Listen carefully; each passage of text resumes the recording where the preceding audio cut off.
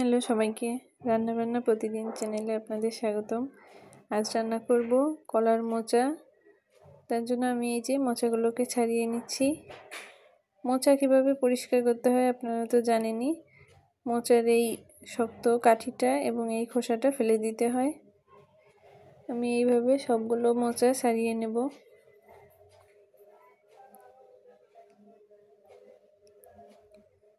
তারপর ছোট ছোট করে কেটে নিচ্ছি। মোচা কাটার সময় হাতে একটু তেল দিয়ে নিতে হবে। এই যে মোচাগুলোকে আমি সুন্দর করে ভাপ দিয়ে নিয়েছি।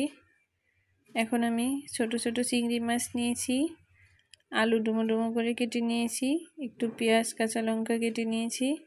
মোচাটা রান্না করব, এখানে একটু মশলা বেটে নিয়েছি। প্রথমে কড়াইতে একটু সরিষার তেল দিয়ে দিলাম, আলুগুলোকে ভেজে নেব।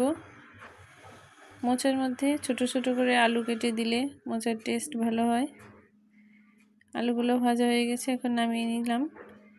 তারপর আমি চিংড়ি মাছগুলো ভেজে নেব। চিংড়ি মাছগুলোকেও ভেজে নিলাম ভালো করে। এখন তেলের মধ্যে একটু সাদা জিরা ফোড়নে দিয়ে দিয়েছি। এখন আমি পেঁয়াজ কাঁচামরিচ দিয়ে দিলাম। পেঁয়াজটাকে একটু হালকা ভাজা ভাজা করে নিয়েছি। এখন আমি মোচাগুলো দিয়ে দিলাম। সিদ্ধ করে রাখা মোচাগুলো দিয়ে দিয়েছি, ভালো করে নাড়াচাড়া করে নেব। মোচাটা খুবই উপকারী একটা সবজি, এটা শরীরের জন্য খুব ভালো, কিন্তু মোচাটা কাটতে একটু কষ্ট হয়।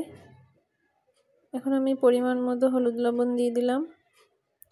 বাটা মশলাগুলো দিয়ে দিয়েছি, আদা বাটা, জিরা বাটা, ধনিয়া বাটা। মশলার সঙ্গে মোচাটা ভালো করে জাল করে নিয়েছি। এখন আমি ভেজে রাখা আলু এবং চিংড়িগুলো দিয়ে দিলাম।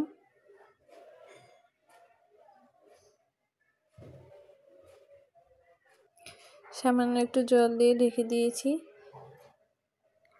এখন একটু নাড়াচাড়া করে ঘি এবং গরম মশলা দিয়ে নামিয়ে নিলাম। হয়ে গেল মোচা রান্না।